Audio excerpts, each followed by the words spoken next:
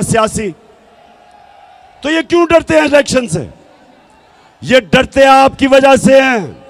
इनको पता है कि जब इलेक्शन हुआ इनका नाम और निशान मिट जाएगा।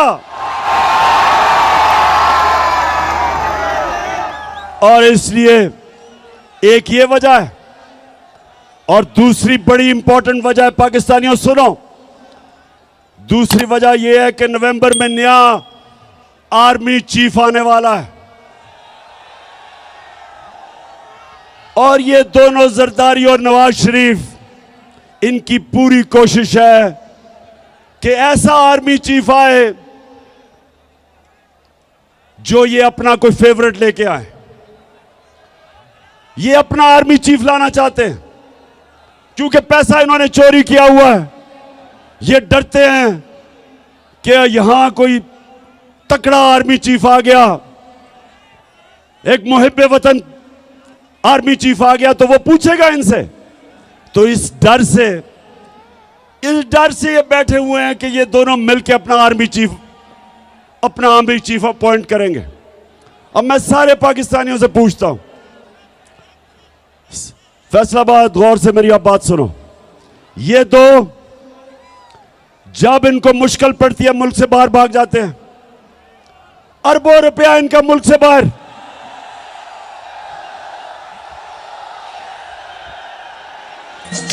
कहती है ये राहे अमल, आओ हम सब साथ चले। कहती है ये राहे अमल, आओ हम सब साथ चले।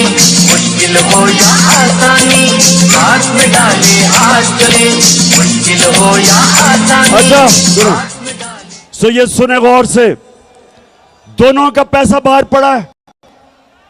दोनों जब मुश्किल आती है, जरदारी जेल से निकल के मुशर्रफ के दौर बाहर भाग गया, नवाज शरीफ जेल से निकल के मुल्क से बाहर भाग गया, एनआरओ लेके दोनों वापस आ गए।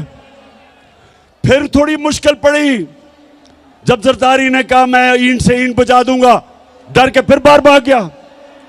नवाज शरीफ वो जो झूठ बोल के यहां से गया, वो फिर बाहर भाग गया। बच्चे इनके बाहर। इसके नवाज शरीफ के दो बेटे कहते हैं कि हम पाकिस्तान के शहरी नहीं, वो बाहर बैठे हैं। जरदारी वो आदमी है जिसने मेमो गेट के अंदर अमेरिकनों को कहा था, हुसैन हुकानी को उसने भेजा, एडमिरल मलन को, कि मुझे पाकिस्तानी फौज से प्रोटेक्शन चाहिए। ये सुने जरा, उधर नवाज शरीफ डॉन लीग्स में हिंदुस्तान को कहता है कि हम गवर्नमेंट तो चाहती है लेकिन फौज दहशतगर्दी नहीं रोक रही। ये डॉन लीग्स में कहता है। बरका दत्त को मिलता है, बरका दत्त लिखती है सार्क कॉन्फ्रेंस काठमांडू में, ये छुप के नरेंद्र मोदी से मिलता है अपनी फौज से डर के। अब ये दो लोग, पैसा इनका बाहर पड़ा, जो वहां की ताकतें जो इनको लेके आई, जिधर इनका पैसा पड़ा, ये उनके गुलाम हैं। तो मेरा सवाल यह है कि क्या आर्मी चीफ उनसे एनओसी लेके बनाएंगे? ये मैं सारी कौम के सामने समझता हूं कि ये सिक्योरिटी रिस्क है। ये दो वो लोग हैं जो मुल्क के गद्दार हैं। पैसा बाहर, इंटरेस्ट बाहर, करप्ट। ये माजी में डॉन लीग्स और मेमोगेट, किसी सूरत इस मुल्क की तकदीर इनके हाथ में नहीं होनी चाहिए। इस मुल्क का आर्मी चीफ मेरिट के ऊपर होना चाहिए। जो सबसे मेरिट पे है उसको आर्मी चीफ बनना चाहिए। किसी की पसंदीदा आर्मी चीफ नहीं होना चाहिए, किसी का फेवरेट नहीं होना चाहिए। तो फैसलाबाद, अब मुझे पता है हिंदुस्तान का मैच शुरू होने लगा और पाकिस्तान का।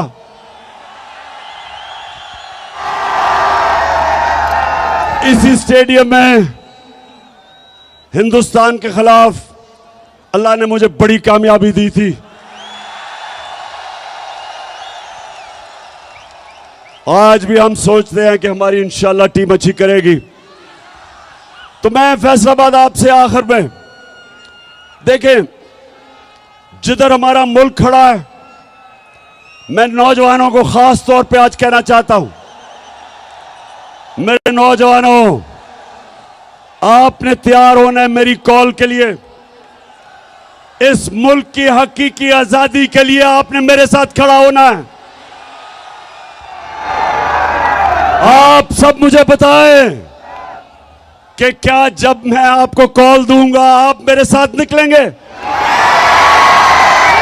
माशाल्लाह और इंशाल्लाह। और मैं अपनी बहनों को भी खास तौर पे, क्योंकि हमारी ख्वातीन भी घरों में इनकलाब आ रहा है।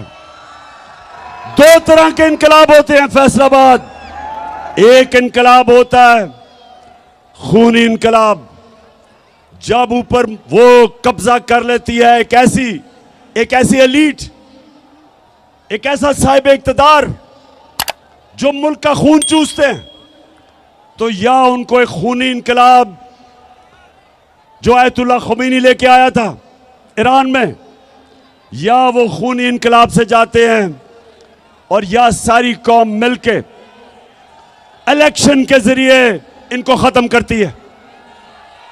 तो हमने इंशाल्लाह, हमने जिसको सॉफ्ट रेवोल्यूशन कहते हैं, हमने सबने मिलके इस मुल्क में ये जो कब्जा ग्रुप है इसको हटाना है। और आप सबने मेरे साथ मिलना है। मैं हूं आपका कप्तान, आप है मेरी टीम।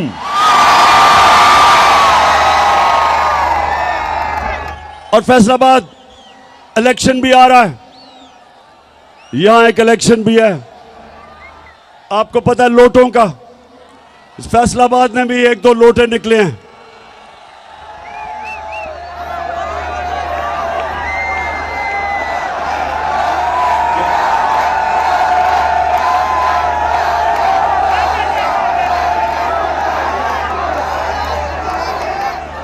तो एक तो आप सब ने मेरे से वादा करना है हाथ खड़ा करके। अभी वादा क्या करना है कि कभी फैसलाबाद में लोटों को जीतने नहीं देना। और इंशाल्लाह जो मेरा इलेक्शन है यानी 108 जो मैं लड़ रहा हूं यहां से, आपने सबने मेरी टीम बन के पूरी कोशिश करनी है। इंशाल्लाह हम ये इलेक्शन भी जीतेंगे, हम बड़ा इलेक्शन भी जीतेंगे।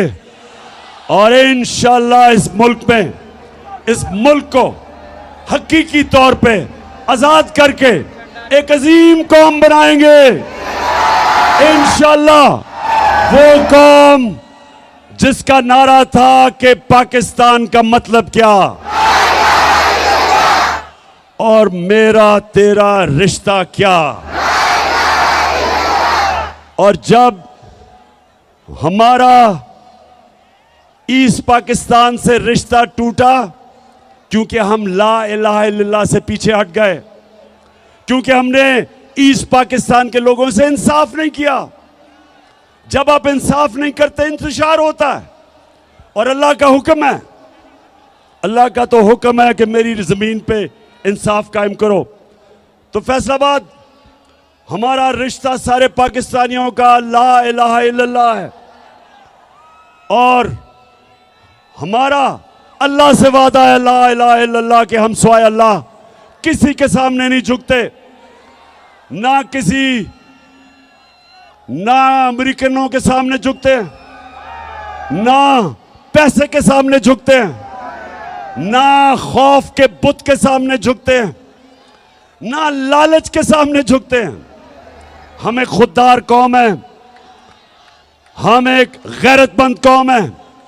और इंशाअल्लाह हम एक दिन आएगा कि सारी दुनिया में हमारे हरे पासपोर्ट की इज्जत होगी।